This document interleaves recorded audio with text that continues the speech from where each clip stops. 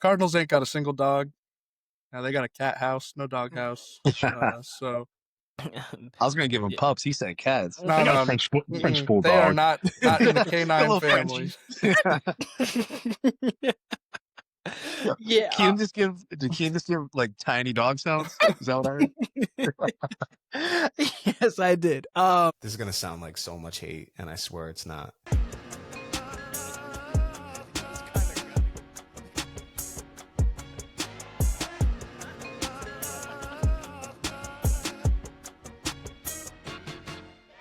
Welcome to the Warner Brothas Podcast. My name is Keenan, joined by my brother Kyle, joined by Timmy. We get to represent two countries today. I love it. How you guys doing today?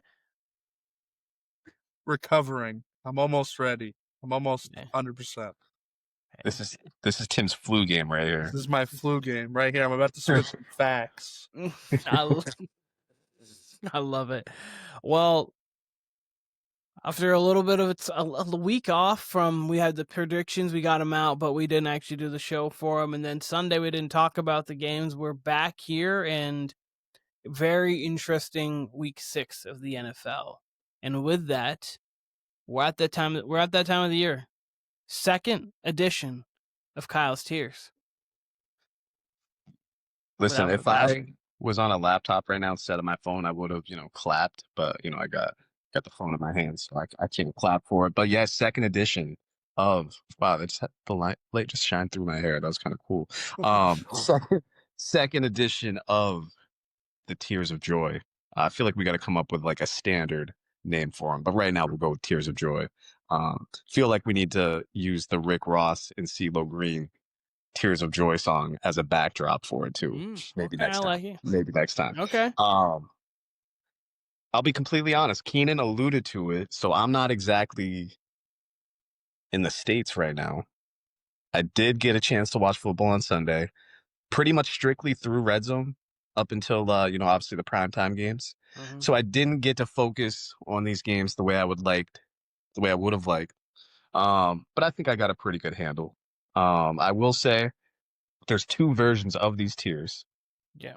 One before the Monday Night Football games, and then one after the Monday Night Football games. There's slight changes to them. I can give you the updates to them as we go along. But without further ado, you guys want to jump right in? Yeah, let's go. Actually, I have one question for the both of you before we do go. How would you describe this first 6 weeks of the NFL season? If you could describe it in 1 or 2 or 3 words, very short, how would you describe the season? It's been unpredictable, and it's the same way. My bets have been the same way. Like, I've been looking as of late, every bet and every teaser and everything I'm doing is always missing by one, and it's the one that I feel I'm the most sure of. Last week, Lions plus 10. There's no, I knew who was out, and I was like, Chiefs could win this game 33-27 or whatnot. It's not that I even thought the Lions are going to win. I was like, Lions could at least keep it within 10. Nope. Bills, same thing. College football has been the same thing too. Just to even bring that, like, so many top teams. It's been Ohio State here, Miami here, and then every other team. It's been every other team. And Indiana, I'll give them even credit because Indiana hasn't really looked bad at all this year at any real end point. But just, it's been so unpredictable that like betting and all of that stuff has been hard. It's been very hard, and actually trying to see what's going on. Not that betting's easy, but you typically can get a feel for some of these games. This year, no, not so much. Yeah, I like the word unpredictable. I also like just parity. I feel like there's been so many games where I'm like, yeah, they're a heavy favorite for a reason. They're going to cover, and then they lose. They lose the game. They not cover the spread. They lose outright. So it's just so confusing. Teams that we thought were juggernauts are losing to lesser opponents that they shouldn't lose to. I said in the group chat, there's no real clear cut. There's a tier of teams that are Super Bowl teams, I think, but there's no best team in football. There's no best 3 teams in football. They're all beatable in one way or another. So every single team, other than honestly the Bucks, have a bad loss. Like the Bucks losing to the Eagles late fine. But other than that, you can go through every team in a loss that they shouldn't have lost the game. You're like, man, they lost? Okay. It's crazy. I will say, and I completely agree. I think my tiers will reflect everything y'all just said. Honestly, the unpredictability, the parity. But honestly, and y'all describing that, it kind of reminded me that's usually how it is at this point in the season. But the one difference being, as you guys described, there's usually at least, let's say, 2 or 3 teams, maybe even 4, maybe 2 from each conference that we can say, okay, those are the 2. And we're not there yet. And you add the injuries to Joe Burrow and, of course, Lamar Jackson on top of that. That's even more mystique to it. Because there's a lot of teams who are just in the same record of window who are not in the same caliber of teams. I've said it twice. Joe Burrow must be kicking himself every single day looking at, this is the worst Ravens I've had to deal with the entire time I've been in the AFC North.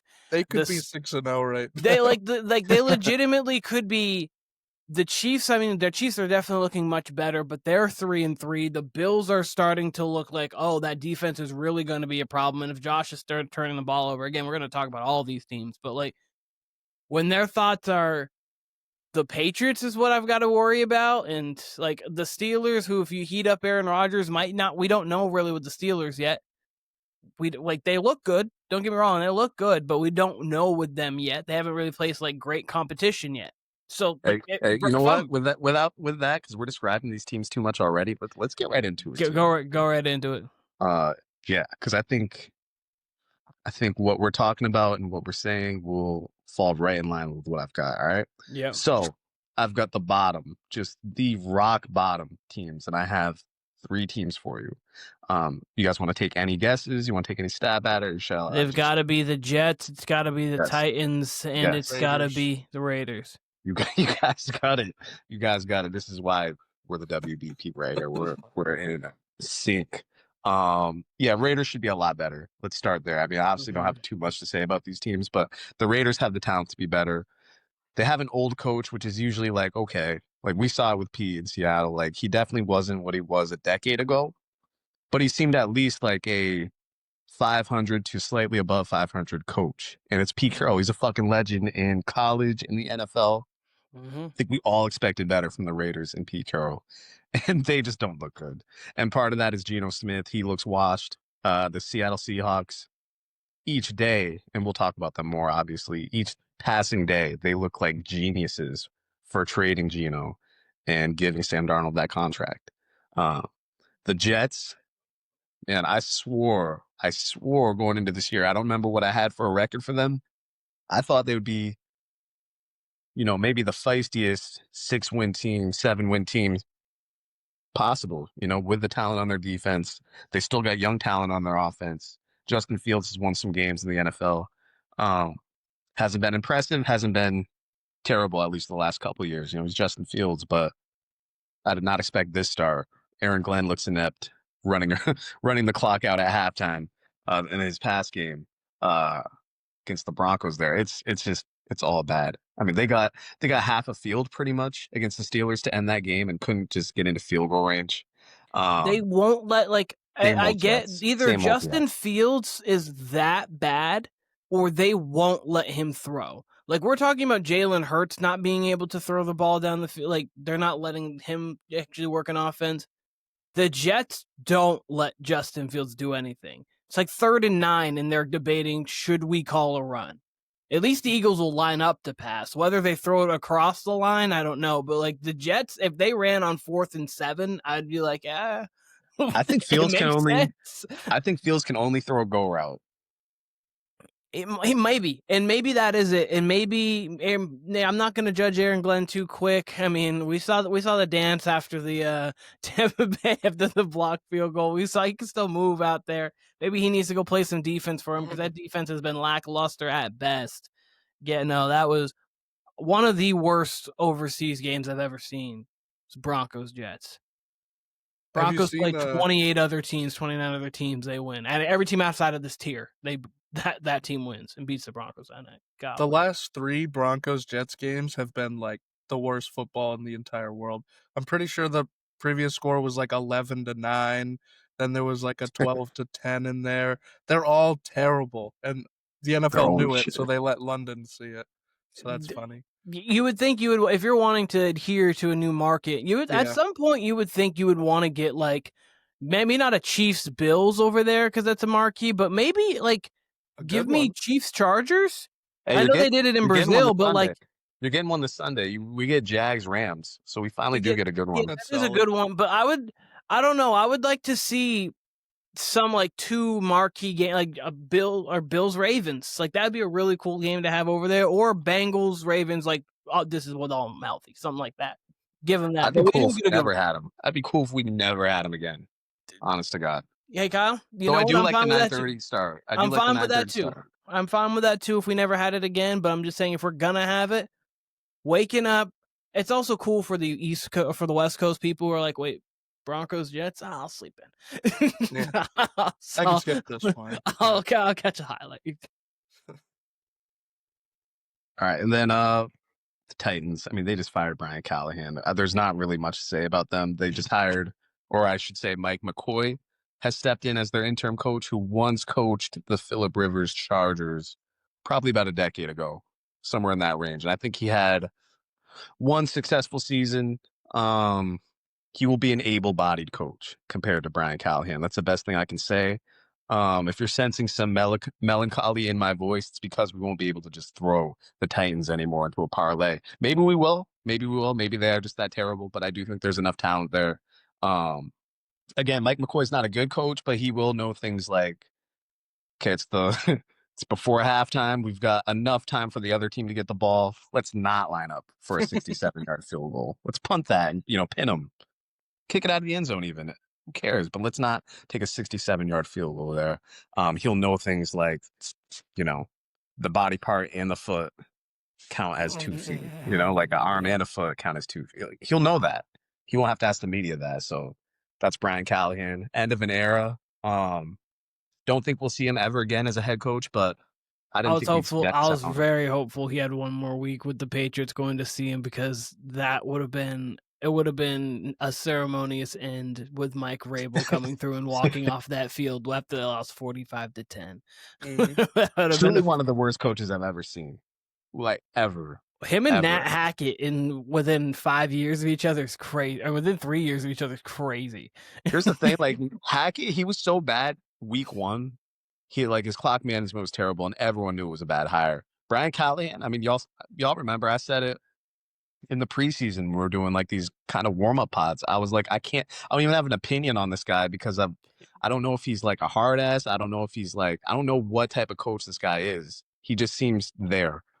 And boy, was he not even there. You have to be such a bad coach or do such a bad job at coaching to be talked about as the Tennessee Titans as much as we've talked about them genuinely. Mm-hmm. Like, you've got to be like, the Falcons do bad things, but the Falcons go up and down, and they're just like a team that slides by. There's so many teams that slide by, and he's was so bad that you're like, we have to speak on it.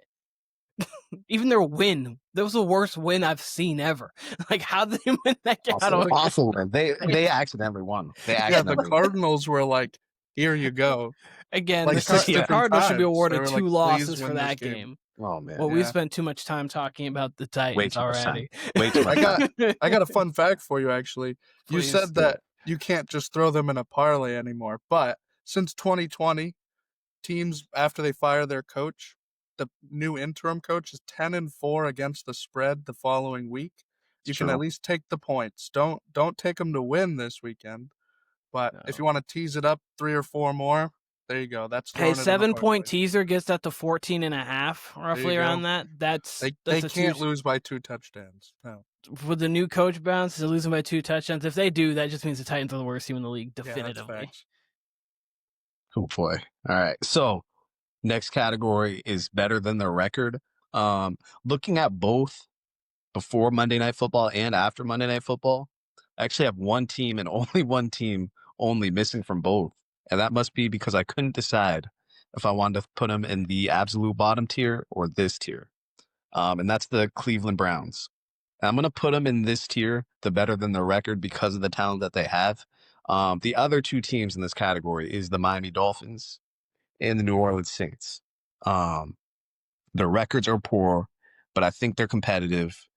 Some would say Mike McDaniel has lost the locker room, and that might be the case, but it doesn't seem like they've flat out quit on him. They're in all these games. I would argue Tua is the big reason for the majority of the losses this season. Saints, as Keenan has said in the past, Spencer Rattler is a high-level backup quarterback, maybe not a starter. And that's seemingly what's going on right now, because they could have won feasibly probably 4 of these games. And the more I'm talking, I truly cannot believe that we're starting week 7 tomorrow, and we are essentially like nearly halfway through the season. Like, we're getting closer and closer to halfway through the season. That's scary to me. But Saints, Dolphins, and how do you guys feel about the Browns? Would you rather move the Browns down to the bottom tier? How do you feel about Dylan Gabriel so far through 2 starts? I actually think he looks, I think I said this in the last pod, he looks confident and he looks competent. The stats really aren't great, but when he drops back, like, I'm like, oh, all right, I think he's going to make an okay decision here. Looks like he He's knows got a what quick he's doing. release. That's all. Tim, You say he looks like he knows what he's doing? Yeah, like there's certain quarterbacks in the league that drop back and they don't look like they know what they're doing. Like, I don't know what I'm doing dropping back as a quarterback, but like some people, like, he looks like he knows what he's doing. So like that's a step. But Timmy, you go, and then we'll talk. Yeah, Gabriel had a lot of college games, so he is kind of like a more confident rookie than a lot of others, I would assume.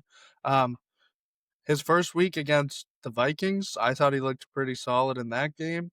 Yeah. This week, not as good. There were definitely a lot of throws that I wish he just took a little bit more time, but the pressure was getting to him all day long, so I understand he was probably a little rushed in a lot of his throws. Fair. But that game could have been a lot closer if he just made a couple throws.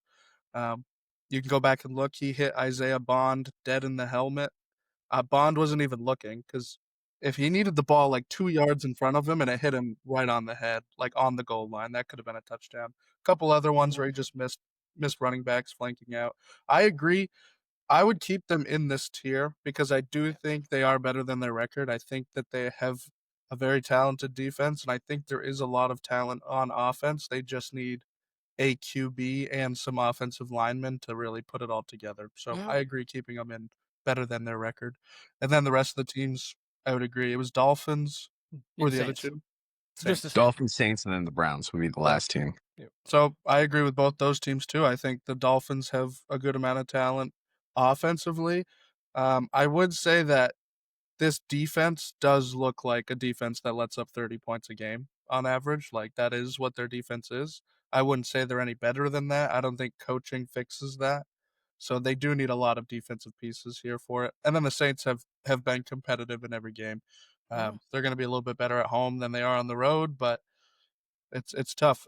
Earlier in the season, we did the preseason pod, and I had the Saints, and I said that Tyler Shuck won't play a game. I think he doesn't play a game. I think Spencer Rattler's playing good enough football to play all 17 games this year. There's no need. They might not win, but that's fine. You know, this is year 1. They're not expected to win more than 3 games, so Spencer Rattler's improving that he belongs on NFL roster next season, whether it's 100%. Starting for this team again or he's backing up somebody and they get a quarterback. He can be a 10-year backup in the NFL. No doubt. Like that's all you need. Like, he's just going to be there in the locker room, nice guy. If he comes in for a game, you don't feel like, man, we have a 0 shot. Kind of what Jacoby Brissett is at this point. Or Jacoby Brissett, if he start for a couple games, he can come back.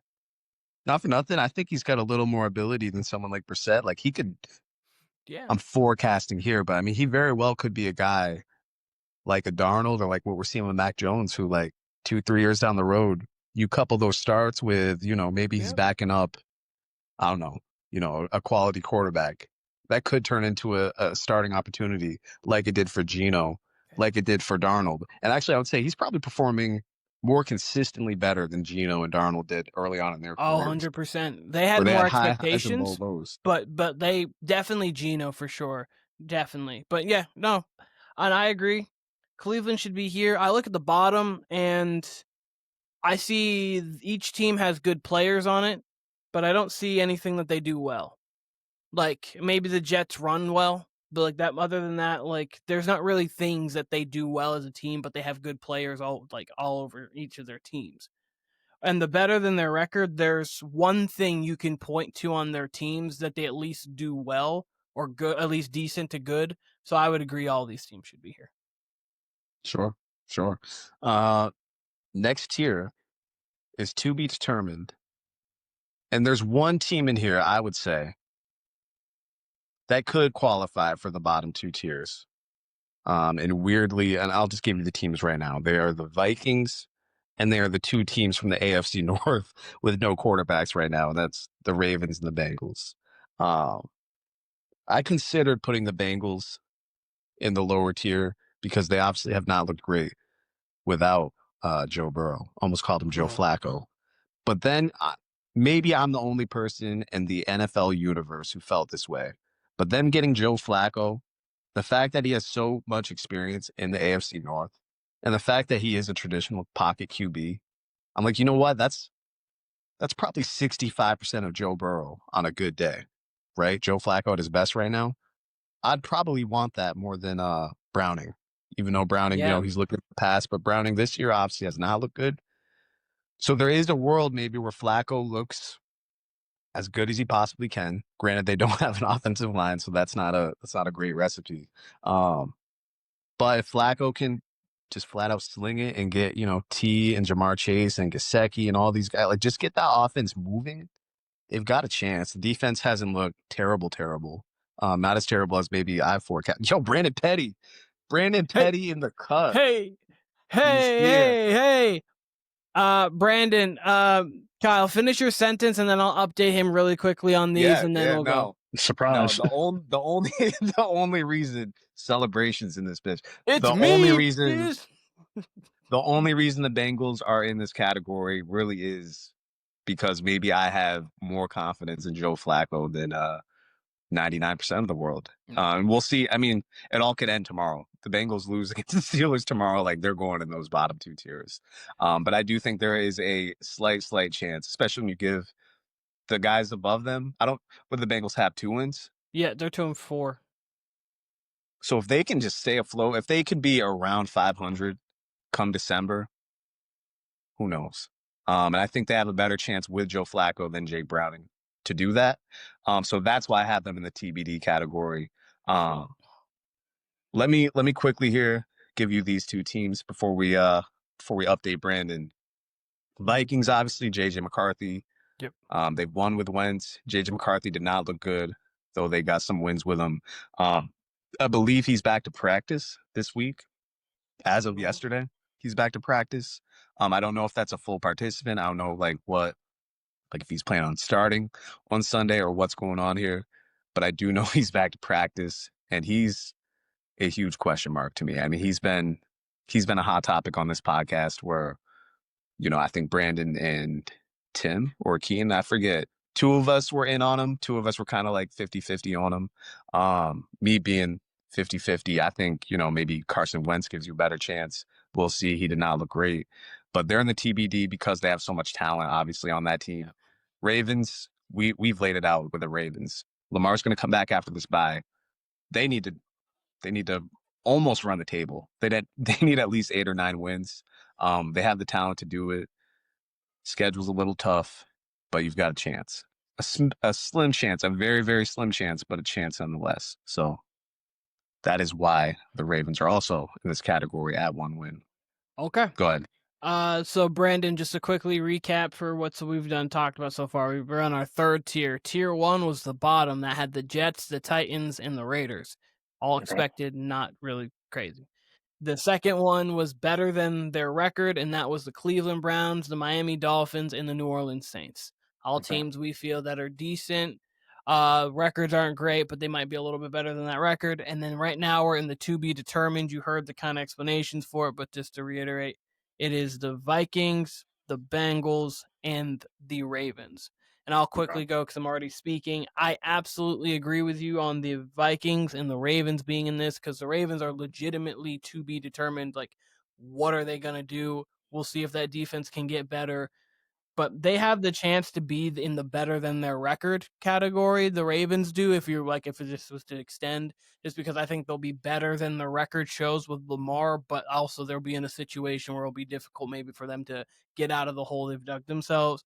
And the Vikings are to be determined because it really comes down to how good can their quarterback play be, whether it's Carson or JJ McCarthy. How good can that be? And I do like the Bengals here. This Thursday night we saw it's been weird Thursday nights last couple weeks. We had the 49ers over the Rams in a game that Kyle had the 49ers at the end after he figured out Mac Jones there, but we all really thought the Rams should probably win that game. Then last week the Eagles got dog walked by the Giants, and nobody expected that. So these Thursday night games are weird. You have Joe Flacco, who's played against Mike Tomlin and the Steelers more times than it feels like anyone in the league, honestly, being a Raven and then being a Brown.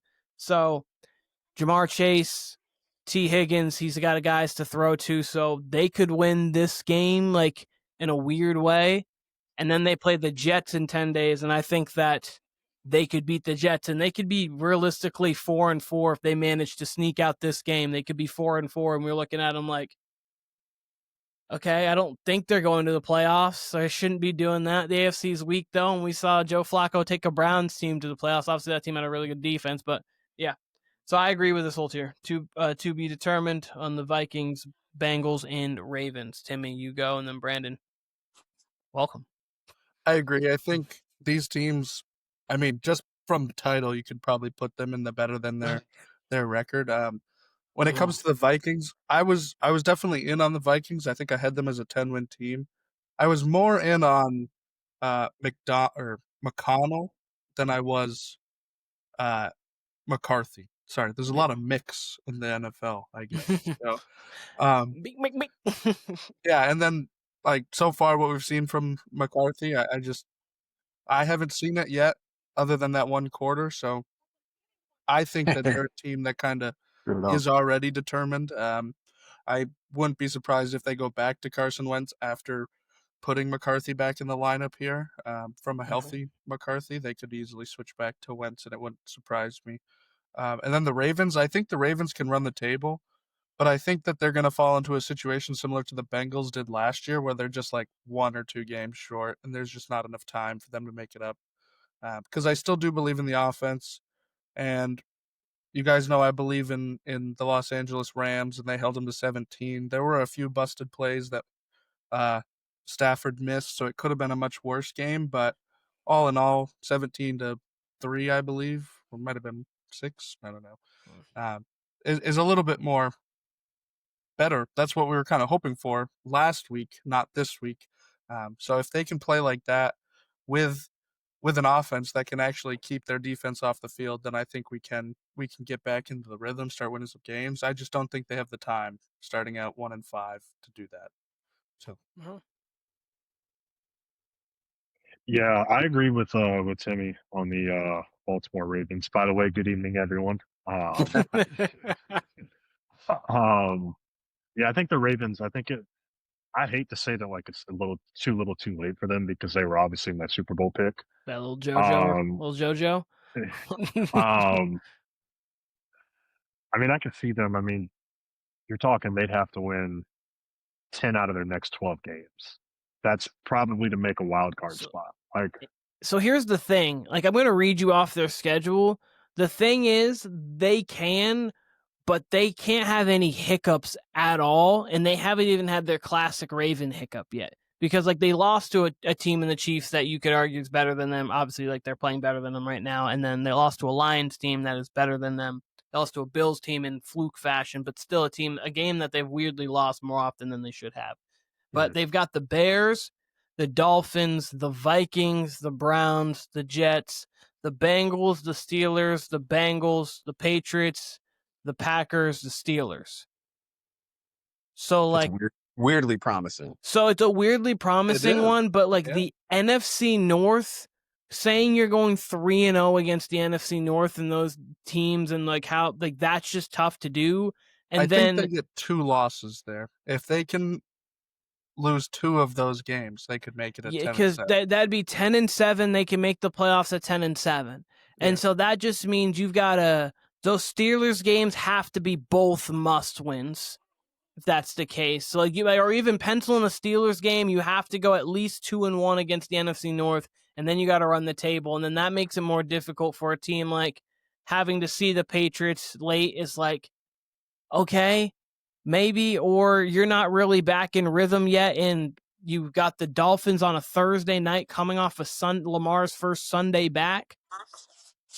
Could just be a tricky in Miami. Just could be a tricky spot. So it's like really difficult. Like they have a realistic path for a team of their caliber if they were going to. It's just difficult to say. Yeah, they're going. Yeah, I mean, they go 9-3. I think 9-3 is definitely attainable. I think if they go 9-3 or better, then you're probably in the playoffs. It's probably a 6 or 7. Yeah. It's just because I think they're going to be buyers at the trade deadline. Like, I think because of how this season started out, like, I think they're going to look to add, maybe it's somebody on the offense, maybe it's a couple of defensive players. Like, I don't know what they'll do. I'd have to imagine they probably do something in that realm. I do think they obviously have the talent to run the table. Cincy, like, I think Cincy could stay afloat. Like, I think if they get manageable play from Joe Flacco, like, I mean, anything's better than Jake Brentford. And I think there's enough there. Like, I don't think they're going to get the running game going at any point this season. Like, I think that offensive line is just toast.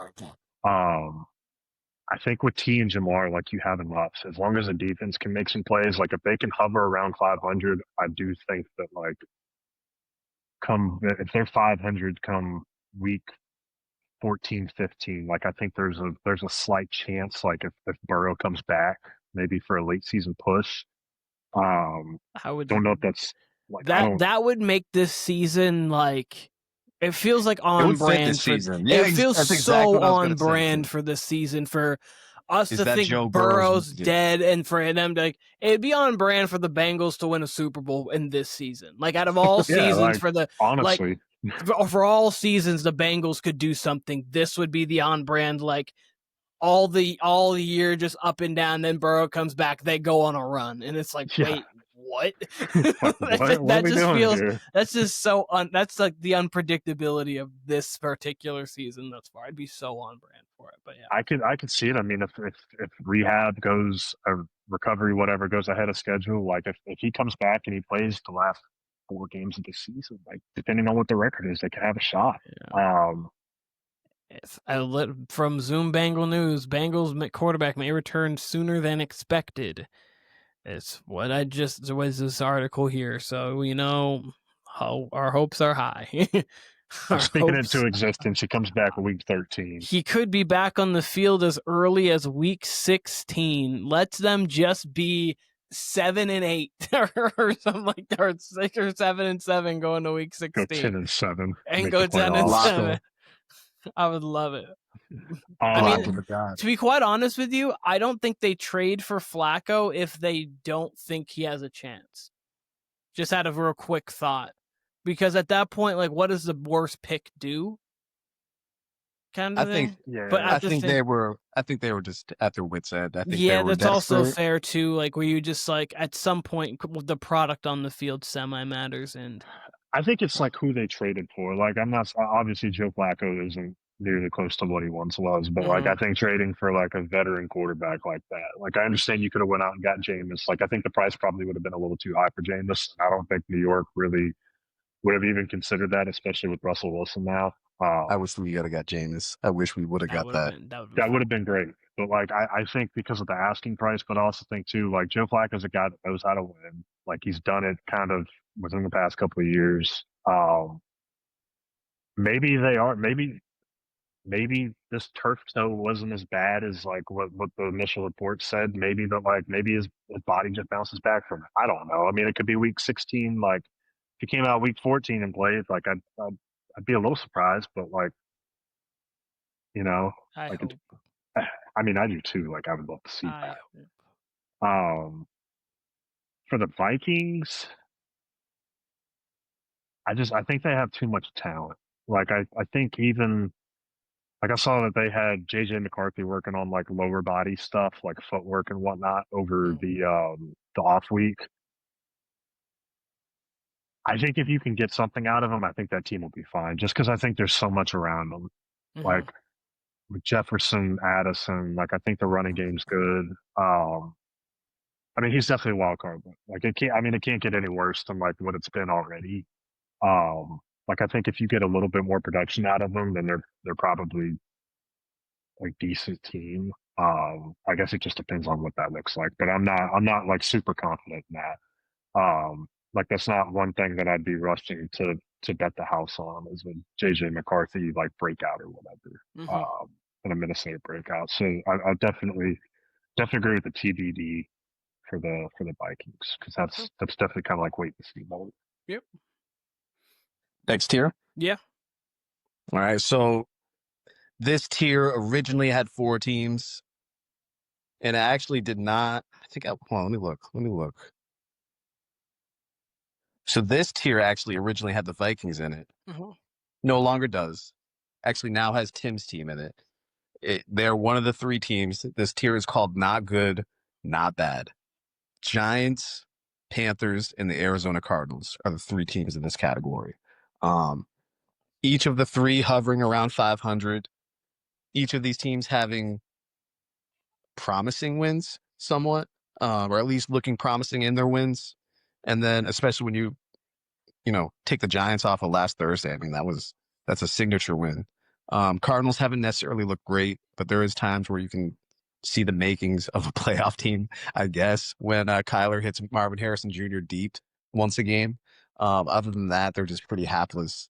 Then the Panthers, like, they're just 2 different teams, home and away. At home, they fucking bring it. Bryce Young loves being down 17. Like, talked about my down 17 test. Like, Bryce Young relishes in down 17 for whatever reason. So it's this when you have no expectations of being good and defenses are lax. When the game plan kind of goes out the window and you're like, they're going to throw, and he's like, well, they're going to play soft coverage. I can diagnose it. I guess. I don't really know, man. I really don't. Yeah, and originally the Bears were also in this category. But I decided to move them up after Monday Night Football. And I do not, how would you guys feel? Just basing it off this title, not good, not bad. Do you think the Bears are I think they're a little better. A little better? I think okay. Yeah, I think I would say they're better than the teams in this tier. I would so none of these teams, I don't think any of these teams could make the playoffs, in my personal opinion. I think the Arizona Cardinals, though they have talent too, I just don't think that they have the team to, for some reason, they're going to find themselves in their own way. But I could see the Bears making the playoffs. I think the Bears, like, for me personally, I know we'll figure out where you have them, but they're around like where the Cowboys are and the Commanders are, kind of in like a jambalaya-ish of those teams there. We'll see what your tier and what you look like there. But real quick, I agree with all the teams here. I think that it's very interesting. The Carolina Panthers are the definition of that because they're good in one, they're bad on the other. So they're not good, they're not bad. Like, they're just good with home, bad on the road. Cardinals could be good, could be bad. It's like, just don't know. And then the Giants, I think the Giants are fun. I do love the fact. I like that the Giants have a vibe now. So I wish they had Malik. If they had Malik, this team would be vibing. This team would be vibing. But so I like the direction in which the Giants have, especially if Jackson Dart can continue. Yeah, I agree. It sucks that Malik is not there when the team is starting to show promise. I feel like most people would have a little bit higher outlook on them if Malik was still there. So that really does suck. I think I've seen enough of Shane Bowen that I think that we need a new defensive coordinator. We have too much talent on this defense to not be at least a middle of the pack defense. We are like bad at everything. Bad against the pass, bad against the run, bad at big plays. Like, everything is bad. We can get after the quarterback. That's like the only thing that saves us, and it doesn't save us enough. So, yeah, the Giants are good, not great, not terrible. They're right in the middle. I don't think they're a playoff team. I think they probably get to 6 wins. I don't think they save Dable's job. And then the Panthers, same exact thing. I think they can compete with a lot of teams. I think they're getting things rolling. The last 3 weeks have looked pretty promising for them. I think Rico Dowdle needs to be involved in the offense. They kind of asked about that, and they Rico said, Peterson, you mean? yeah, exactly. Rico LaDainian Sanders. Tomlinson, yeah. He needs to be involved, whether or not Chuba is the RB1 or not. You need to see at least 15 touches for both of them. Like, you can't have 200 scrimmage yard games and then not feature him anymore. So if they do that, then we should fire him and move on from Canales. But they did really good against the Cowboys. I thought they really took advantage of the Cowboys defense with Rico, and they set up a lot of good plays for him. They can keep doing that, then they'll be a solid team. And then who was the last team? I've already forgotten. The Cardinals. The Cardinals, I hate. I think they're a terrible team. They are better with Jacoby Brissett than they are with Kyler. Yeah. And I think I'm ready to close the door on the Kyler saga in Arizona. I think he does not have that dog in him. I don't think at this point in the season there's any person on that offense that has that dog in them. You can't win football games if you don't got a couple dogs on the team. That's why the Giants at least are optimistic. They got a ton of dogs. Cardinals ain't got a single dog. They got a cat house, no dog house. So I was gonna give him pups. He said cats. no, They got no, a French bulldog. they are not in the A canine little family. Yeah. Can you just give like tiny dog sounds? Is that what I heard?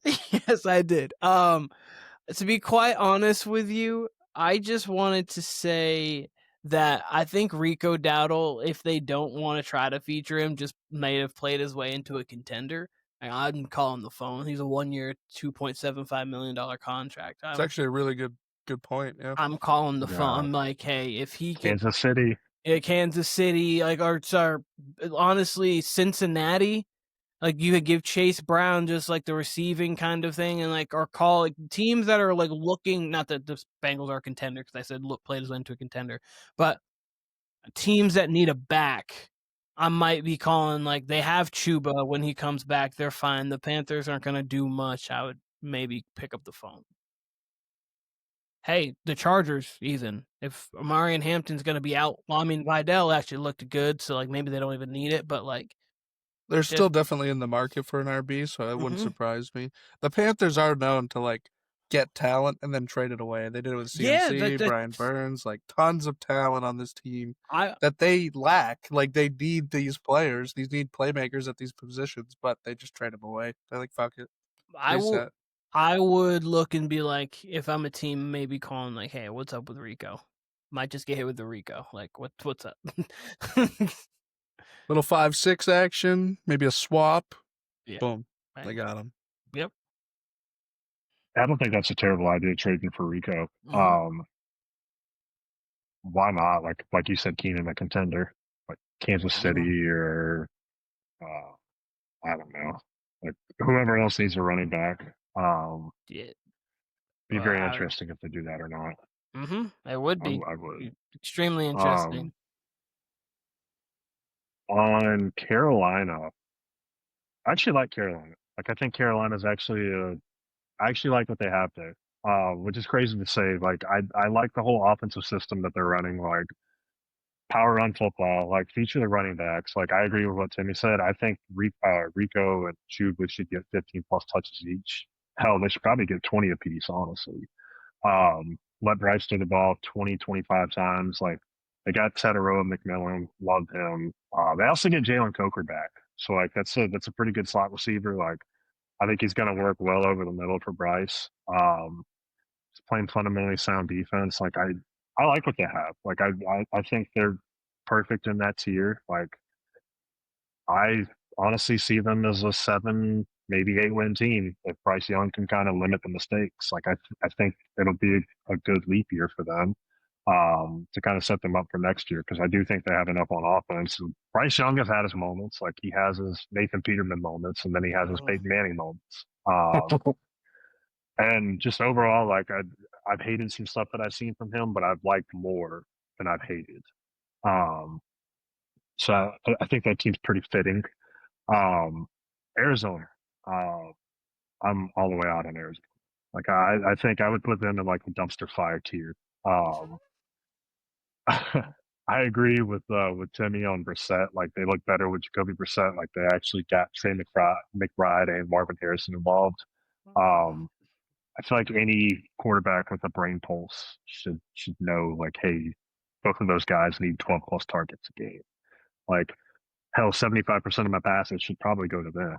I do think Kyler's cooked in Arizona. I don't think he'll be there next year. I think I think it's kind of like I think they need to reset. Yeah. I don't like anything about him. I mean, you can see the lack of discipline. Like, I don't think the coaching is all there. I don't think Jonathan Gannon really kind of gets through to that team. I would be surprised if they finish kind of fluttering a little bit and kind of end up a 6 or 7 win team.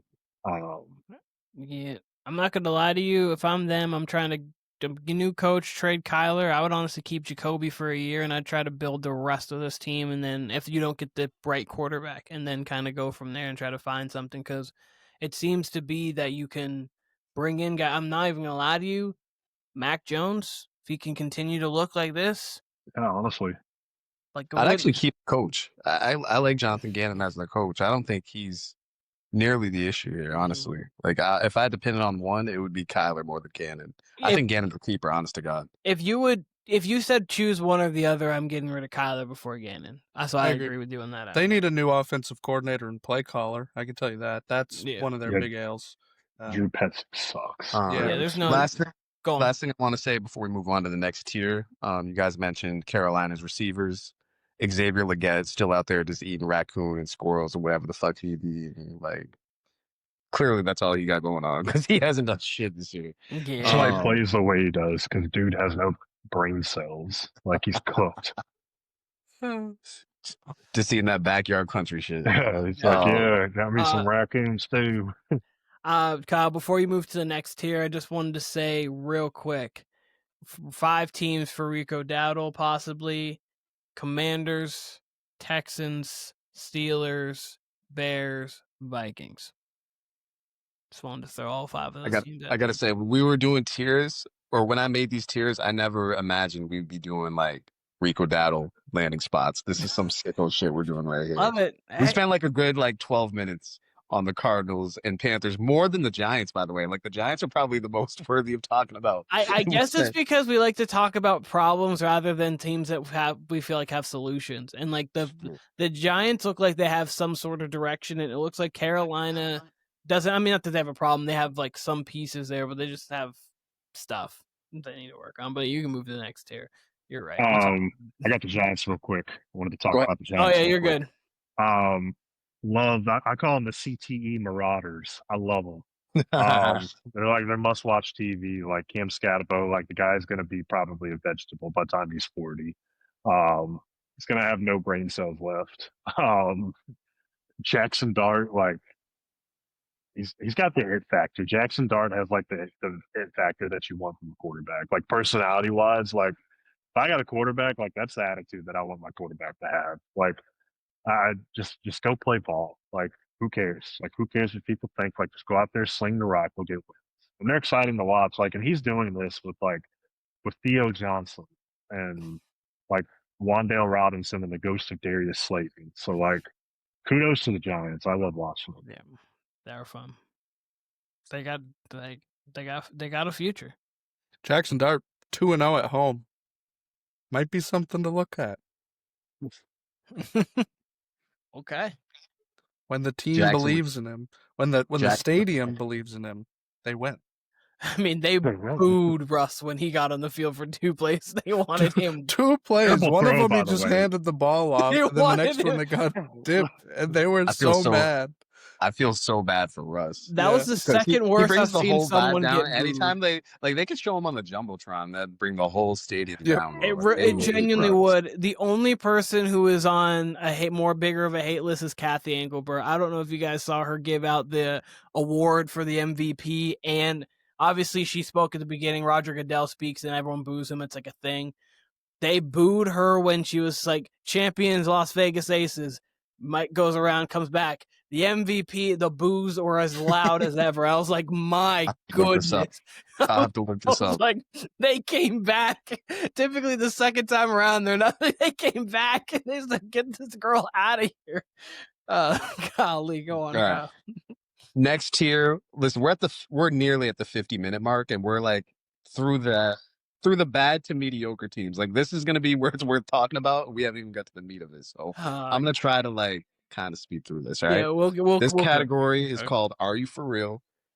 This is probably the category I had the most trouble with, where I moved teams up, I moved teams down. I settled with these 5 teams. I got Brandon's Jacksonville Jaguars. Yeah.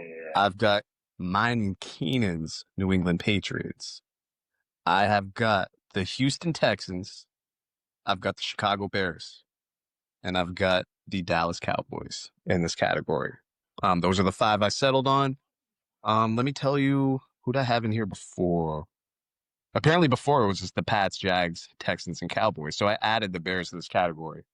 And I think I moved 3 or 4 teams up and down, but that's eventually what I settled on. But the official 5, again, Jags, Pats, Bears, Cowboys, and then the Texans as well from the AFC. How do you feel about this? Because I feel like you could make a case for a few of these teams going up. I feel like you could make a case for a couple of these teams to be in the category below, or even in their own sort of category below this. How y'all feel? My fandom, I think that the Patriots possibly could be up one more, but that might be my drinking. I understand why they're here, but I also think that they possibly could be up one. Sipping the Kool-Aid. It's I got the whole picture next to me, guys. It's sitting right there. Leading the division. All I gotta say, we're 1 in the division, and so the Jags, I get it. The Texans, I get it. The Bears, I get it. Dallas, I get it. I honestly don't really have much else to say about it. I completely agree with this whole thing. Just my Patriots fandom might move the Patriots up 1 just because I'm drinking the Kool-Aid. But other than that, I honestly agree with all of this about it. Petty, go ahead. I agree. I like the Patriots, obviously. Love the Patriots. Love what Drake May's doing. I think the guy's going to be a bona fide superstar. Like I think he's got everything. Just got to get the running game going. For the Texans, the Texans, kind of self-explanatory. I have nothing to say there. Dallas, kind of same thing. Oh, there he is. There he is. You got the helmet on. He's doubling down. He's ready to go. For Dallas, they get CeeDee Lamb back. Like, they were already kind of pretty good as it is. Like, I think they're going to be even better. Chicago, I think Chicago, there's going to be a little growing pains there, but I like what they have talent-wise on offense. Caleb looks pretty decent this year. Rome looks like a wide receiver 1. Obviously, DJ Moore, Luther Burton. And then for my hometown Jacksonville Jaguars, as of right now, I am drinking the Kool-Aid this year. Those that know me know that I'm about as fair-weathered as it gets as a Jaguar fan. I actually love what I'm seeing this year. Debatable. You know what I mean? I go where the wind takes me. I like what I'm seeing this year. Like, Seahawks game aside, I kind of thought that was going to be a letdown game. That's the reason why I had Seattle winning that, especially off of that Monday night win. I like what Trevor's shown. I think he's definitely taking a step forward. I think there's more that he could do. And I really do think, I think our offense is going to get going. Brian Thomas finally kind of had, a good game. And I think they're going to start using Travis Hunter a little bit more on offense. I think we're definitely heading in the right direction. So I think this tier, all these teams in this tier are very fitting. This tier reminds me of the Surge or Purge episode that we did last week. I feel like every single team was one that we talked about. You can make a case for any of these teams to make the playoffs. In the end, 1 or 2 of them will not make the playoffs. I think all the AFC teams make it. I don't know if the Cowboys make it, though. And I don't know if the Bears make it either. So I like it. They definitely are all in spots to prove that they are a true playoff team, true or minimal contender, whatever you want to call them. In the end of the day, I think those 2 that I mentioned, the Bears and the Cowboys, are the 2 that are going to fall out, and I think the rest of them make it just on record and schedule alone. So I do like this tier. This tier also has a lot of ceiling on it. Like, I feel like Drake May has played really well, but the rushing offense is really bad there. They're like the 28th worst rushing team on a yards per carry basis. Fun fact, the number 27 rushing team is the Philadelphia Eagles. They've been terrible as well at running the football. But if they can fix the run game, get some better run blocking in there, if they can, get a stud wide receiver in New England, then I'll be in. Then I'll be in on like a dark horse Super Bowl team. But right now, I just don't think they're talented enough to do it. Real quick, let me give you reasons and how I feel about each of these teams, okay? We'll start with the Patriots. I really just want to say I've never in my life, and this is, nearly 2 decades of a dynasty, I've never in my life seen the Pats get this much love. It's insane. Never seen Neither it. have I, Kyle. I love even when second. like people like actually are like, yo, the Patriots are like cool to talk about. The Patriots are fun. We love Drake May. It's kind of astounding to me because we had Brady for all that time, and people could not wait to kill us, which is okay. I loved it. I love the Jags. Actually, let me say this. Let me talk about the Texans and Bears in particular. Those are 2 teams I think, and like I said before, the Bears actually were in the category below and the not good, not bad. I think the Texans could fit in that category. I think the Bears could fit in that category. The Bears just have a ton of talent all around. And the Texans, we've seen it really this whole CJ Stroud era. They can look bad until they look great. Like we saw that last year at times. We saw that certainly in his rookie season. So I wouldn't be surprised if they turn it around. I mean, you talk about teams who need a running back. Let them get Dowdle or someone like that. Mm-hmm. Could change. I mean, the offensive line we know isn't great either way. Next 8, yikes. Seattle, San Francisco, Denver, Jacksonville. They have the Titans. Bills, Colts, Chiefs. We'll find out. We will find out. We will find out. I think at best, then when it comes like to the 2 Bears, wins. very well could be. When it comes to the Bears, the reason why I had trouble with them, I picked them to win Monday night anyway as a revenge game, and they go out and win, and the Commanders very well could have won that game. So I moved them up, but I really feel like they could still be in the bottom tier, or excuse me, in the tier below. But the fact that they're in Are You For Real, I do think that's fitting for them as well, especially with Caleb there. He's 50-50 depending on the week. Cowboys, had they just beat the Panthers, they'd probably be in the tier higher. Felt like I couldn't put them there. Obviously, the last episode we did, y'all heard exactly how I feel about the Dallas Cowboys. I'm higher on them than probably everyone on this podcast. The Jags, I feel like, are very worthy of the next tier as well, but they're the Jags, and they want to lose every game. There's times where they look like they're going to dominate in a game, and they end up losing, or they end up almost losing. So that's really the case as to why the Jags are in this category and not in the category above. I think that's it. I think we covered them. So let's move on. Unless we have any more comments, let's move on to the next tier, which is the puppy contenders, and it's just 3 teams. They're all out of the NFC. They are the Seahawks, the Commanders, and the Falcons. And I'm willing to talk it out to where we could swap maybe the Falcons and the Jags. I'm good with keeping the Falcons in. I think I'm good. They're one of the biggest like parity teams to me. Like this team that just beat the Bills also lost 30-0 to the Panthers and couldn't get the ball past midfield. So they're the epitome of like the lowest lows and the highest highs. So I'm fine with having them here because they have put together quite a few good games. They are going to have their slip-ups, and they're not going to look pretty, but I still think they'll probably make the playoffs in the end of the day. So defense looks tough. Yeah, the defense has looked pretty solid. They're getting pressure. So the two first-round picks they used on edge rushers, it's working. I mean, they're getting there. So that's good. And then who are the other 2 Falcons? Falcons, Commanders, and Seahawks. Commanders and Seahawks, yeah, they're. I think they're borderline contenders, both of them. I still like the Commanders. They're gonna get a little bit more healthy. Not everybody's playing at full strength right now. And then the Seahawks, man, Darnold's been looking really good, like really, really, really good. So boy, is he! Yeah, and Jackson Smith, he's also killing it. altogether, like Smith I would was. have expected their running backs to be like the feature here, but it's not. It's Darnold. They're passing, they're dominating, and their defense is good enough. So I would honestly be willing to move them up a little higher. Fair enough. But it's crazy, yeah. Tim, I have a stat that gives you credence for that.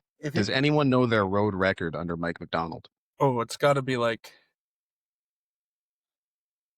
2-8. 10-1. Oh my God, it's the other way around. I thought they were a home team. 10-1 on the road. They've only got one loss on the road under Mike McDonald. That's crazy. That's contender status, and Darnold looks every bit as good as last year. Darnold looks really good, and that's not an offensive coach, and that's like a good offense, but it's not a phenomenal offense. So, like, you can't say it's like he just stepped into the Bengals and they have and all this, like, not a good offense, not a great offense. I agree with this whole thing. Actually, I think I might move the Jags and the Patriots both up to this. I think I'd move them both. I can't get there for the Pats yet. I can't get there. I think I would. I can. Here's the thing, Keenan, though. Here's the thing. Their schedule, the Pats I think they should are going to go. They're going to be a 12-win team probably. So that's the thing. Like, there's not, to me but right now. I don't know if they're good. I don't know if they're good personally. That's perfectly fine, and that's okay. Like, we'll have to see. They might just be what last year's Commanders were, kind of thing, where we're like, still, quarterback looks great. Do we know about it? I don't know. Continues, and then like they're just gonna have to prove us either wrong or right. But I might have the Jags and the Patriots there, but I'm also finding the RU for real. So like I could have an arrow to both for me. But other than that, Timmy said everything I needed to say. The only team I could possibly move up is the Commanders. I understand they lost, but they lost on Jaden Daniels' uncharacteristic mistakes that I don't think are going to continuously happen. So, to me, I like the way that when Jaden's on the field, they play with such a calmness, and I just love his demeanor. Brandon was talking about Jackson Dart as a quarterback, and I do love that demeanor, but like Jaden walking off the field, just like, like he knew he was wrong, and after he said that, no, it's on me, but he walked off like, we're good. I just got to be better, and I'll be better, so we're good. So I love it. Yeah, I agree with everything Keenan just said. I actually agree. I would move New England and Jacksonville up to this tier. I am in full agreement with him on that one. I think they're both very good teams. Like I think they're kind of approaching that small contender status. Especially if it keeps up. And as far as the Commanders, like I think better days are ahead. Like Jaden Daniels is still probably working some rust off as well. Like he was hurt, obviously missed those couple of games. Like Terry McLaurin's going to be back, which I think is really going to open up their offense. It looks like Bill Krosky-Merritt is kind of taking the reins over in that backfield. He's looked pretty good this year. I think if they continue to incorporate him more, I think the running game will really get going. And I think Jaden obviously using his legs a little bit more. So with them, I'm not really too worried about it. I mean, you're throwing to Debo and Luke McCaffrey. Like it's way different than having Terry out there. Atlanta, I agree with Atlanta. Nothing really else to say on them. So yeah, I agree with that tier. Like I said, I'd just also move New England and Jackson. I'll say this. If we end up maneuvering, I think I would keep New England in the Are You For Real for right now. Fair. You could talk me into moving Jacksonville up just because I feel like if I got the Falcons here, why wouldn't I have the Jaguars here? Fair. My whole thing, as I said before, the Jaguars just seem like they can win every game. They also seem like they can lose every game. That could be up 30, down 30. I would never feel confident with them, which is why they're in Are You For Real? But I would consider moving them up. With the Commanders, one thing I like about them, because they're so injury prone right now and they're so banged up, they're boring. And I feel like with all that talent, the fact that they can be boring and then kind of hang in these games, because I thought their defense would be a weakness, and their defense has shown toughness, and they're very generic, and they're still kind of stacking wins.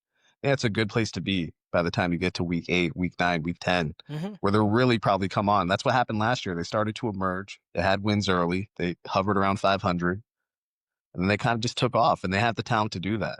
Yeah. While building, like you guys said, they're building camaraderie with Debo and Luke McCaffrey. Like, you're getting something, and you got a defensive head coach anyway. You've got a good OC in Cliff Kingsbury. Like, they very well could take off. And I mean, they were a huge subject of discussion for us when it came to the NFC East. Brandon was all the way in on them. We all kind of were too. We just thought they'd step back, kind of, Jaden Daniels sophomore slump type of season. We all thought they were a good team though. And the fact that they do have that toughness on defense, and they're kind of just boring on offense right now, but stacking wins, weirdly gives me confidence moving forward. And then the Seahawks, who knows? I mean, that's the great thing about this. After week 12, this could all look much different. A lot of these teams could leap. Some of these teams could fall.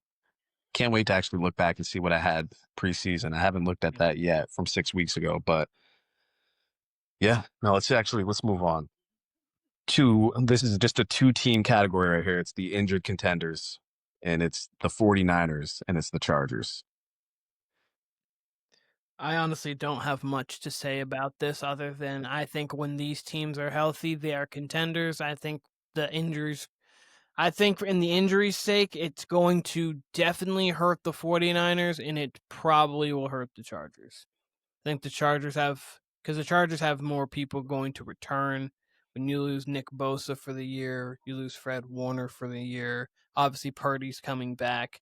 You don't know what when Ayuk's coming back. Hopefully, he's coming back, but like he just continues. Feels like it just like tier and then keeps getting pushed back a little more and more. I think he should be back soon, but yeah, no, I just think defensively, it's going to come to a point where missing your two best defensive players, and one of them, which is maybe you could almost argue the best defensive player in the league, with what he can do in Fred Warner, at some point it's just going to come to bite you. So, but other than that, I agree with this year, 100%. Honorary Warner brother, Fred Warner, by the way.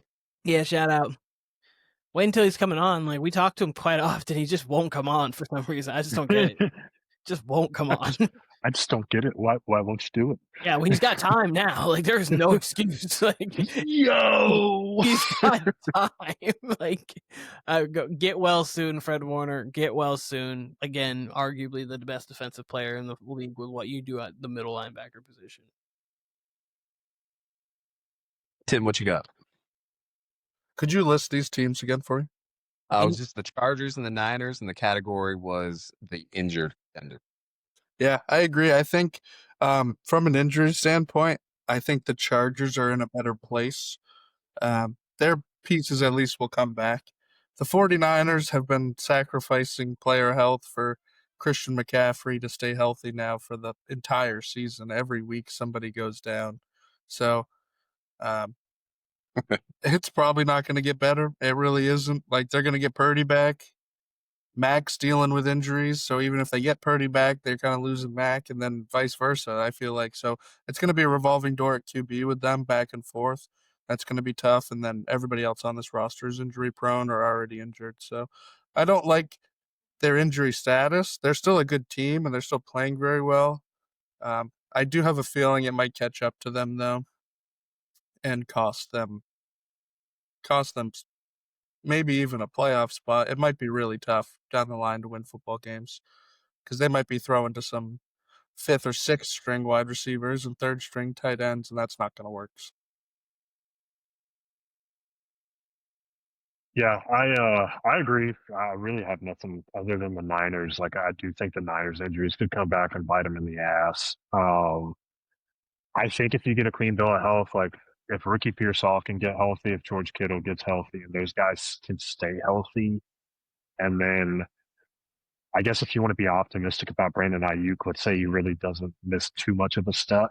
Like, and obviously if McCaffrey stays healthy, like I think you have enough on offense to compete, whether it's Brock Purdy or Mac Jones. Like, I do think Brock Purdy is going to elevate the play a little bit. I just worry about the defense. Like, losing Bosa, Fred Warner, like, if you lose another one or two guys, like, that could be it for that defense. Like, that defense is like the epitome right now of bend, don't break. And I kind of expect them at some point this season to just break because of all the injuries. Because at some point, like, you're not going to be able to overcome that. But I like what they have on offense, especially fully healthy. I think they could still do something on the Chargers. I mean, the Chargers are going to get Hampton back. Like, Quentin Johnson will be back. Like, I think the Chargers will be fine. Yeah, no, I would. But with the Chargers, they look so different right now compared to the first 2 or 3 weeks, right? Might have been the first two. When they faced the Giants, probably week 4. So it's the Yeah. first 3 weeks where they looked really good. This Hampton injury, on top of their offensive approach, they just look confused. I think I mentioned that on the past podcast. They just look kind of confused at the approach they want to take. They were letting Justin Herbert sling it early on. Then it seemed like they wanted to go back to power running. Now you lose Hampton. Now what are you going to be? And they might be kind of in the same boat as the Commanders, where you just kind of want to stay afloat, stack the wins against the lesser teams, and then maybe really go for it Thanksgiving on. I could see them going. And you've always got a chance when you've got Harbaugh and when you've got Herbert. Niners, the one guy they couldn't lose was Fred Warner. I've never seen a team with this injury bad luck, I should say, because it could round into shape for them on offense, right? And, like you guys said, Ayuk, Kittle's coming back this week. Ayuk could come back, within the next 3 weeks, whatever. Maybe he rounds into some sort of form. Pearsall's in and out. And McCaffrey, you've gotten a good season out of, a very healthy season out of. And Mac Jones, each game he started, at some point, it looks like he's going to be done for like 3 weeks, and he's still like going out there. And so between him and Purdy, you just never know. But I mean, I said it before, like one of the reasons I was optimistic in them was that, okay, without Bosa, you can go and trade for a pass rusher and kind of get like 80% of, a dominant pass rusher. You can at least get a threat of a pass rusher. You can't replace a Fred Warner. And certainly without Bosa already, having Fred Warner out, like when you saw it in that game, they looked weak. They looked like these other teams that are in previous categories who just cannot get stops. Mm-hmm. I think ultimately they're well coached enough on defense. Saul is a very good defensive coach. I think they will figure out something, but it's not going to be consistent. Though I do still think they can make the playoffs. Very interested to see how the season progresses for them after these injuries. Okay. Next category. This is going to be my favorite category to discuss. These are the emerging contenders. Got 3 teams here, all out of the AFC. The Pittsburgh Steelers, the Denver Broncos, and the Indianapolis Colts. 3 teams that I don't think many people would have put as contenders. Maybe the Broncos preseason. I think people were on the Broncos. Nobody was on the Colts. And I think the Steelers, most people were like, yeah, it's going to be a similar situation to last year. I actually like how the Steelers have been playing. I think they've been playing really good football. Offensively, it looks like everything's clicking. And they haven't even like fully unlocked their true potential. I feel like Rodgers missed a couple throws that could have been touchdowns this weekend against a good Browns defense. So that's very promising to see. And then the Colts offense is firing on all cylinders. Even with Danny Dimes like having an interception or 2, they can still pull out wins against good teams. So that's great to see. Mm-hmm. Fun fact: they actually had a wide receiver play linebacker this weekend. That was crazy. Got some pass rushing in. It's pretty cool if you go look at it. Missed that. And then who's the last team? Sorry, Broncos. No, Yes. Yeah, Broncos. Yeah. Yeah, the Broncos. Their defense is legit. It's going to be legit. They're going to be a Super Bowl defense. The offense has been iffy. They've been kind of back and forth. Just kind of all falls on Bo Nix, I think. Like he's played some good games, but then he's played some pretty bad games. So if we can get consistent Bo Nix, kind of like what we saw last year out of him, then I think this is a definitely emerging contender. But I would say all 3 of these teams are playoff locks, in my opinion. I think they're all going to probably make the playoffs. Maybe not Denver. I could see a world where Denver slips out.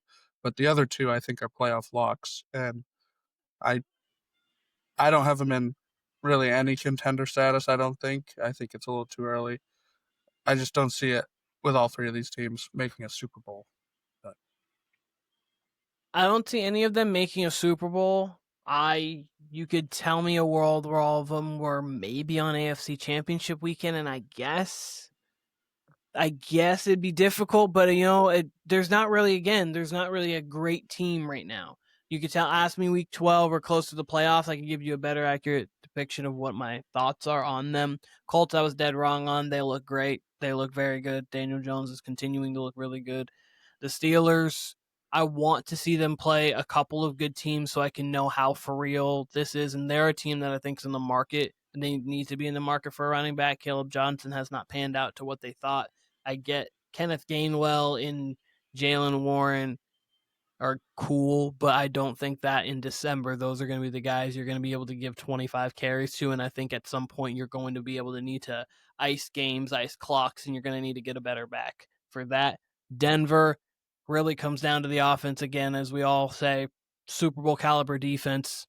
The offense just needs to be present.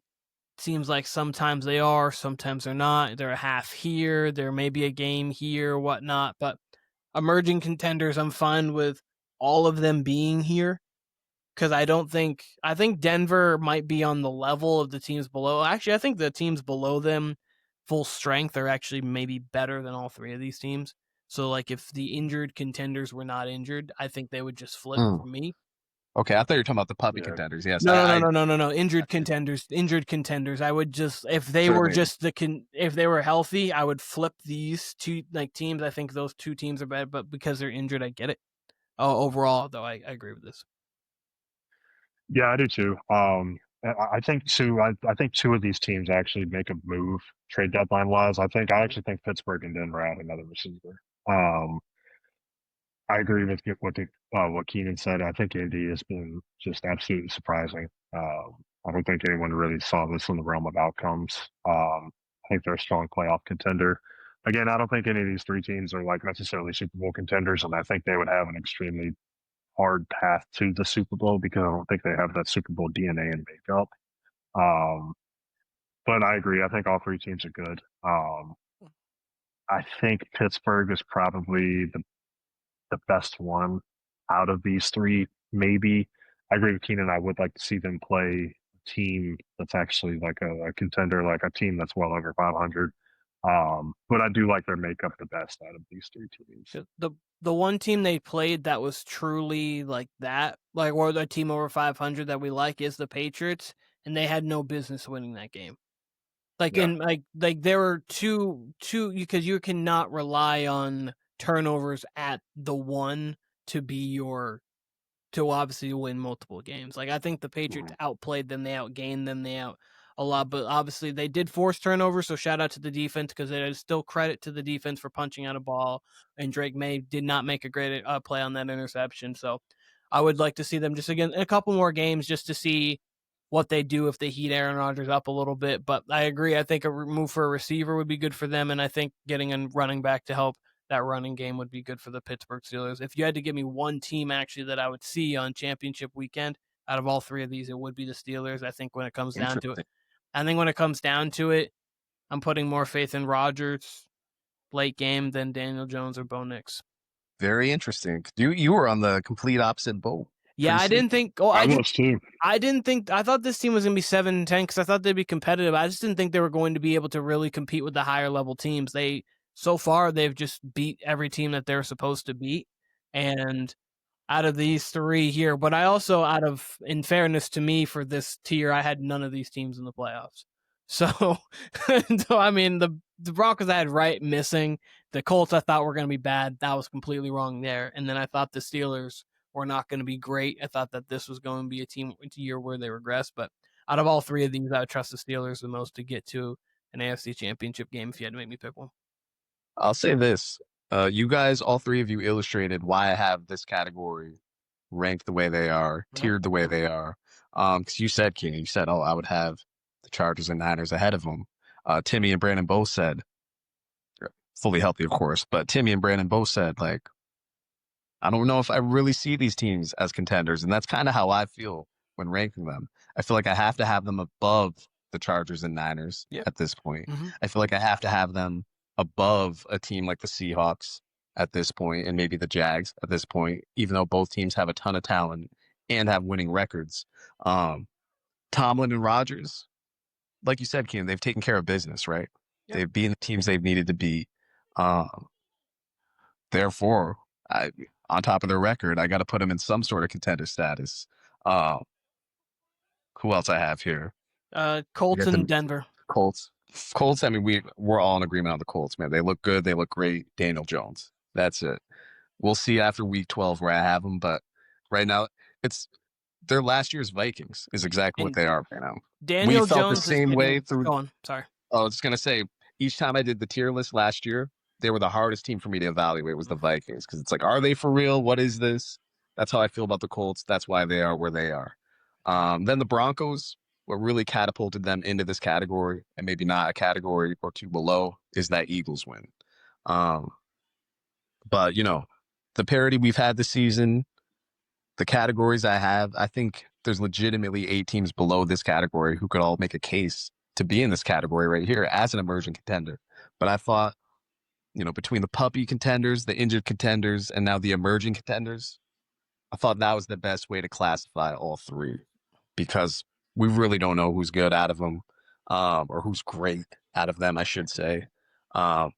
If you want, we can just jump right into the real category or the real contenders category. Yeah, all I was going to say was Daniel Jones, I also think, is getting a bump, too, from the fact that we've had Sam Darnold, Baker Mayfield, Geno Smith, Sam Darnold, like those guys in the past couple of years, like actually emerged from being not great to like good after showing some flashes. So he's getting like in our minds, it's like could it actually be a thing? Because we've seen it in recent memory from Mac, Baker, Sam, Geno.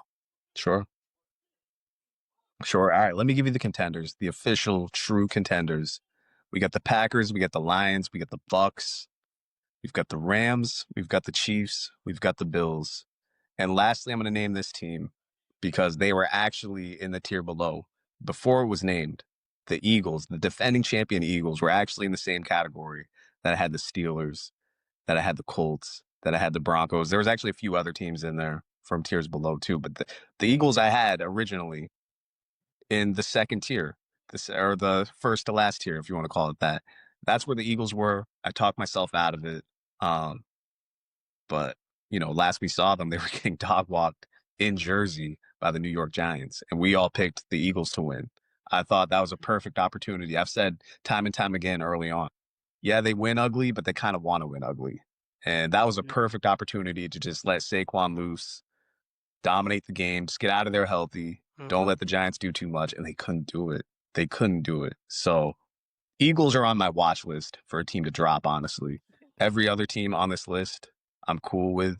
Lions losing by double digits, whatever. I'm still confident in them. Packers, they're coming off a bye. They got their mojo back. Chiefs, I said after week 2, I don't think they're a contender anymore. They quickly proved me wrong. They look great. The defense comes and goes, seemingly. But, I mean, that was a great win, obviously, against the Lions. They did what they do. Bills back-to-back losses. Ugly loss against the Falcons. That's just a terrible, old-school Josh Allen just didn't have it kind of loss. Like, he obviously made the plays, but, man, they actually forced him into some mistakes. He held the ball too long. It's funny to see, you know, other football podcasts, other media, like, ready to jump off the Bills bandwagon all of a sudden. I'm not going to go that far. No. But if you had to give me 2 teams out of this category that I'm really watching to maybe fall off, it would be more so the Eagles than the Bills. Bills, it's going to be interesting to see if they can keep pace with the Patriots if they win the way we think they're going to. Yeah.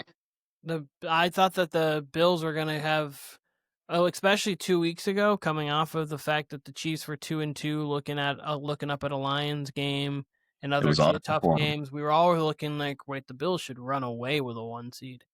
Now, obviously, not so much. They're not even winning their division. But I agree with this because here's the thing. Even though you can point to flaws, oddly enough, like Kansas City and Tampa are the 2 teams that I feel the most them and the Lions, so I'd feel the most confident right now. Green Bay, they just play up to their competition or down to their competition. So, like, every time they play a bad team, they look like they want to lose it. But then when they play a really good team, they will play well. So, Green Bay is tough to evaluate.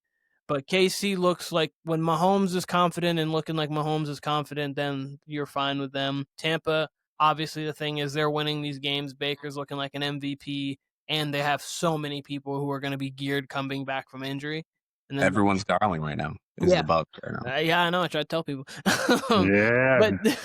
But to be quite honest with you, I have these as the true contenders, and I would agree with you for all 6 teams, because outside of these 6 teams, there's not a team that I can mentally picture out of the rest of the league other than maybe the Chargers that I could There's see. 7 teams back now. Oh, wait, who was the 7th team? Which one did I miss? We got Eagles, Packers, Lions, Bucks, Rams. Rams. That was the one that I missed. Yeah, 7 teams. Even the Rams were fine there too. They apply to this. There's not a team outside of maybe the Chargers, and that's a high maybe. And then maybe if Jaden does something crazy, that I could see holding a trophy, a Lombardi, after, other than these 7. So I would agree with that. Like, I could see a picture of all 7, like Goff, Allen, Love, Mahomes, Hurts, Baker, Stafford. I could see all of them this year holding that. Be real difficult for me to see Indiana Jones holding that. Like, I would say quickly before we let Tim and Brandon go, I would say these are the first 7. These are the first 7, but I feel like you can make a strong case if you're Indy to be in this category. If you're Pittsburgh, if you're fans of these teams, okay. Yeah, if you are fans of these teams, because I do think it's wide open enough to where I'm not going to be surprised if like we look up and Denver is just facing whoever in the Super Bowl. So you know what I mean? It could be one of those years. You're right. It could be one of those years. But these would be the Keenan first Warner 7. would Like be right now, I can't imagine someone other than these 7. So I'm with you there. These are the first 7. Keenan Warner coming into going into week 7 right now, could not picture any of these other teams holding up a trophy. Could it actually happen in this kind of NFL? Sure. But me personally, those 7 guys and quarterbacks and teams are the only ones I could see on the ESPN ticker at the bottom. Blank won the Super Bowl. All right, so our Bengals Super Bowl champions. Because if I saw that from Pittsburgh, I'd probably be like, what happened? Indy, what happened? For me personally, Denver, what happened? Or the 49ers, how'd they do it? No Fred Warner and they did it? Like, what are we doing? Like, I'd be shocked. Let me ask the 3 of you this, and we'll start with either Tim or Brandon here. Yeah. Out of these 7 teams, right now, if you had to pick one, who's the Super Bowl champion coming out of this? Or who's your Super Bowl participants? Who's your AFC and NFC representative? Let's do that. You ain't got to pick a winner. Just give me an AFC and an NFC if you had to pick 2 right now. I hate my answer. Like, I really, really hate my answer. I think the Kansas City Chiefs win the Super Bowl this year. No. And I think they defeat the Tampa Bay Buccaneers. So I at least love that part of it. And I'll be rooting for Baker all the way. But, man, they looked pretty damn good against the Lions. A lot of people want to chalk that up to they didn't have any penalties and that they think it was like a reffing scandal and Lions all this only stuff. had 4. Yeah, it wasn't a very penalized game all to begin with. And then if you go look at it, you can only find like 2 or 3, maybe 4 plays where you're like, oh, yeah, there's a clear penalty on Kansas City. And they're all kind of like holding penalties where a lot of refs just kind of don't call a lot of holding penalties. There's holding on every play. So if it's not right in the eyes of the ref, it's not going to be called. So I don't blame them for not calling them. I didn't walk out of that game thinking to myself, the Chiefs benefited from the refs. I walked out of that game saying, the Lions just lost me a lot of money because they played poorly. I'm not gonna lie. That's really it. The Jared Goff touchdown that got called back, I was a little upset with that because the call it came in like way too late. It should have been like right off the bat. They should have known. And I also hate the call, like the fact that it doesn't. No, the call is wrong. Like, it's incorrect. If he puts his hand under center, then he becomes a quarterback, and he is no longer available to motion like that. But he never did, so he doesn't have to get set because he can be the in moving guy at that point. So that's like an up in the air ruling that we don't know if it was the right call or not, to say that. So And I'm the way the rest of the game played, the Chiefs would have won, but I would have won my money, which is why I'm more upset about that with play. 7 instead of I 3 would there. have won. They would have covered the +10 if that one singular play changes. So I'm upset about that specifically. But yeah. I really don't love saying that the Chiefs are it, but they looked good. They've looked solid these last few games. Usually that game against Jacksonville is a classic Kansas City W. They usually win games like that, and they slipped on this one. They're about to get Rashee Rice back, so I think it's just going to make the offense better. And Mahomes is playing at like an MVP caliber level. I hate to say it, I really do, but he could win an MVP this year, and it wouldn't bother me because he is playing really good football. Baker is obviously the favorite, and I would put my vote on Baker to win it because he means more to his team, I think. But yeah, I would say that. And Kyle, to go back to your first point on the Eagles, put them in the tier below, man, because they've got problems that they got to figure out. They got to play a full game of football. They got to get some better blocking for Saquon. He's getting contacted on 35% of his runs behind the line of scrimmage. That's a problem. They can't run the football. They can barely throw the football. The defense hasn't even looked as dominant as it's supposed to be. At some point in the season, you can take away what they did last year. You can say, yes, they're the defending champions, but last year doesn't win you a Super Bowl this year. You know, at some point there's got to be that point where we tip the scales, and I think I'm already on board with moving them down. They haven't looked as dominant in any of their games, aside from maybe that second half of the Rams game. So I'd be fine with moving them down. Compelling case. I'm most concerned about Saquon. We'll talk about it. Well, they're playing no bye week, right? This Sunday they'll be playing. No, they're. Who are they playing right now? Give me a second. I don't know who they play, but I'm pretty sure they're playing. Yeah. Look that up. They Grant, are. go ahead. Give me your Super Bowl They're participant. playing the Vikings. That's right. Okay, so hey, there's a perfect one. In Minnesota. There's a perfect one. Even better. I love that it's in Minnesota. On 10 days rest, too. Go win that game, Philly. And Minnesota is Go dominate that game. If they don't win by 10 points, I'm gonna be a little worried. They got 10 days rest coming off a terrible loss. They should absolutely smother the Vikings. And then Minnesota is coming off of a bye, but they're coming from overseas too. So like it's a game where Carson Wentz is gonna be most likely playing his old team for revenge. So we'll see how it goes. Brandon, you go. So I agree with the tier. I actually do agree with Tim. I would actually put the Eagles probably down a tier because I think there's too much going on with them. Just the lack of the offense looks so damn dysfunctional. Like I wouldn't be surprised if they finished as a 9 or 10-win team, like at this rate. Like I think they have real concerns. I think Jalen Hurts is part of this because of the passing offense. So I'd move them down a tier. For my Super Bowl prediction, out of the AFC, or who I would pick, out of the AFC, it probably would be Kansas City right now. I think Kansas City's going to start clicking on all cylinders, and as much as I hate to say it, it's probably going to be Kansas City out of the AFC, especially with the state of how the rest of the AFC looks. Now, if Buffalo gets it going, then I feel more confident picking Kansas City right now, this moment in time, versus Buffalo, because of obviously what we've seen recently. And the NFC. The NFC is where it gets interesting to me. I would love to go with the Rams. That was one of my teams coming into this season. I actually am not. I obviously have Tampa Bay. Keenan and I were super high on Tampa Bay this year. I think I had them at 14 wins. You had 13-4, Adam 14-3, but we both were like they are going to be competing for a 1 seed pretty much. And I just want to point out one that Baker Mayfield is my MVP pick this year. I love Tampa Bay. I actually bought a Baker Mayfield jersey. Okay. I love it. I'm here for it. They are missing their top 3 receivers right now. You have no Mike Evans. You have no Chris Godwin. Emeka Egbuka's out. Bucky Irving has been dead for half the year. The offensive line's been banged up. They've had guys in and out of the rotation on defense. Baker Mayfield is throwing to Tez Johnson, a 165-pound receiver. Cameron Johnson, don't even know who the guy is. He's throwing it to the ghost of K-Dot and Sterling Shepard, who's like 50 years old, 1 snap away from a retirement.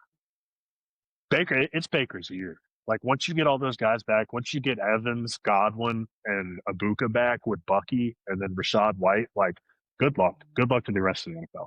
Because Baker's playing lights out, and I'm taking Tampa Bay to win the Super Bowl. I love it. I pray that Tampa wins. I hope. I would love it. So I said before the season, the Bucs were going to be reminiscent of the Atlanta Falcons in 16, the Panthers in 15, that NFC South team that gets hot, light division. They get to the playoffs. They have the MVP. They get to the Super Bowl, and they were going to lose to an all-time great quarterback, and Josh Allen's who I had. If right now it looks like they're going to be playing the Chiefs, if you don't ask me today, just because there's no the coming into the season, the 5 contenders we had: Bengals, Ravens, Bills, Chiefs. Really, those 4, and then you had you had to give the Texans credit; they were in the divisional round the last 2 years. Obviously the Texans were up in flux, but there's just no team in the AFC that even strikes fear at the moment.